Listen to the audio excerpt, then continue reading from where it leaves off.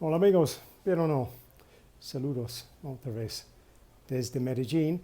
Hoy es un tema que pueda ayudar a ustedes si usted trabaja en una oficina, especialmente tiene muchas citas, conferencias y no es tan seguro que la otra persona están diciendo algo en verdad o que están diciendo algo para parece que en verdad tiene otro sentimiento.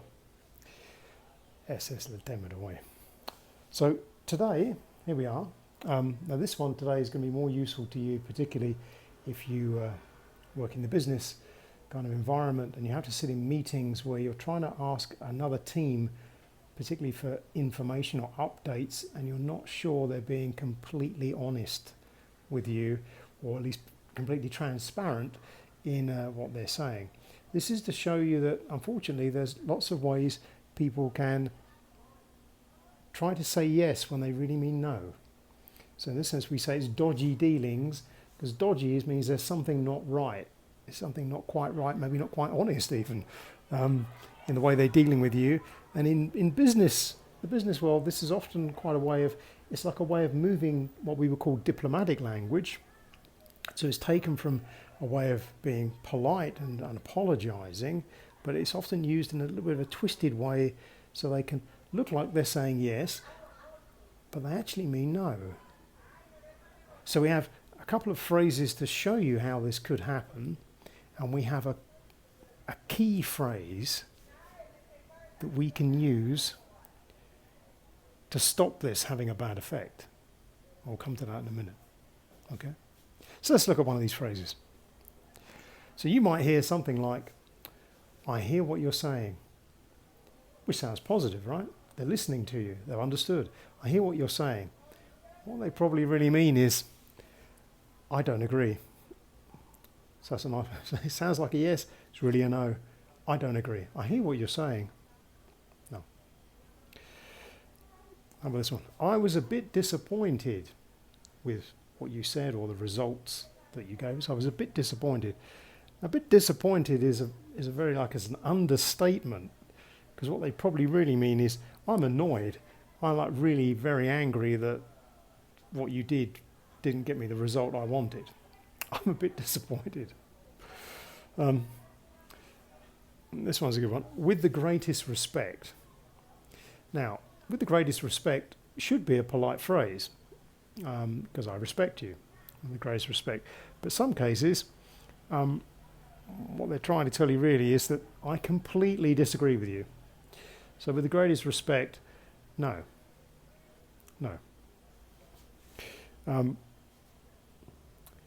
I'll bear it in mind. Now if we say I'll bear it in mind, it literally means I'm going to keep it in my thoughts as an option I'm going to use. But often that's not what they mean. So I'll bear it in mind is a diplomatic way of telling you that they don't really want to do that. I'm not doing it. No, that's not a good enough reason for me to take that action. I'll look into it. I'll look into it means I'll investigate. I'm going to go back and get you a better answer. I'll look into it for you. But generally that means really I'm only going to look into it when you call me back and ask me, well, did you find out anything? So really I'm not going to do it for you now. So that's another yes, it's really a no. Or let's explore other options.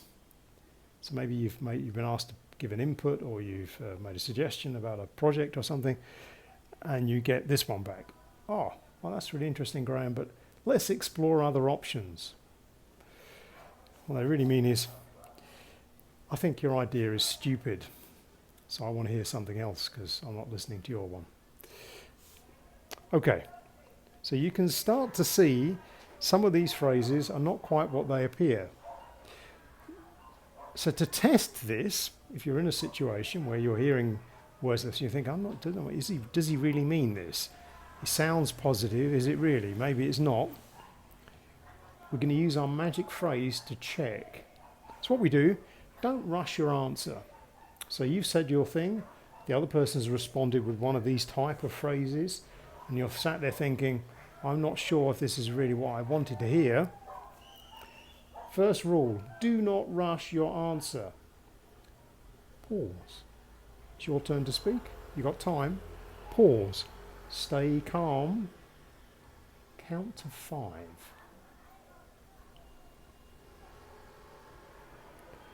And then say, I understand.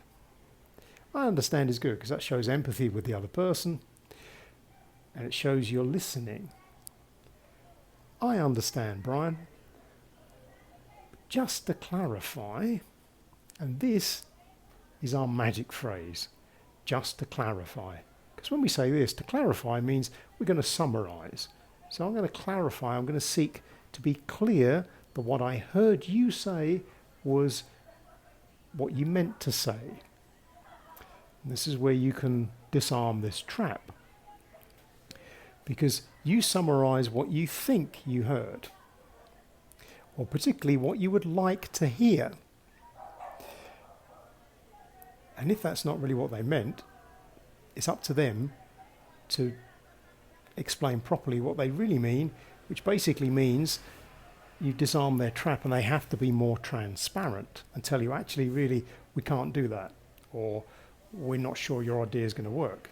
So it stops them being like too polite and trying to say yes when they really mean no, and now you get to find out that they really mean no. So try something like this. I understand.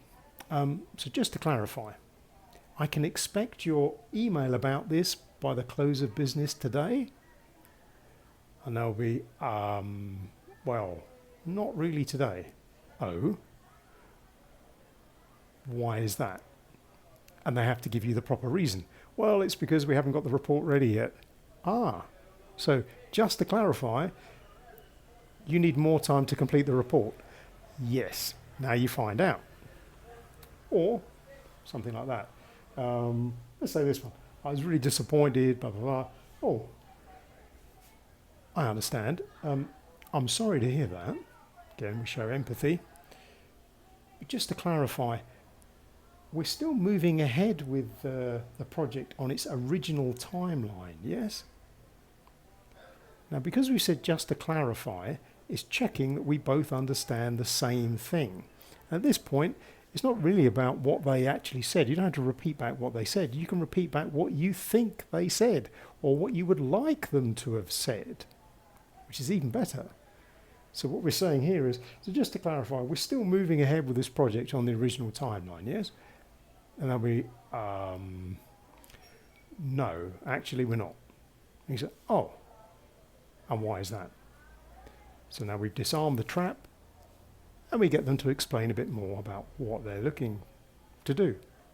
And if they're not clear that time round, you go, okay, I understand. So just to clarify that bit, so we're clear, and then repeat this process until you get a nice, clear, hopefully more transparent answer. So try that, just to clarify.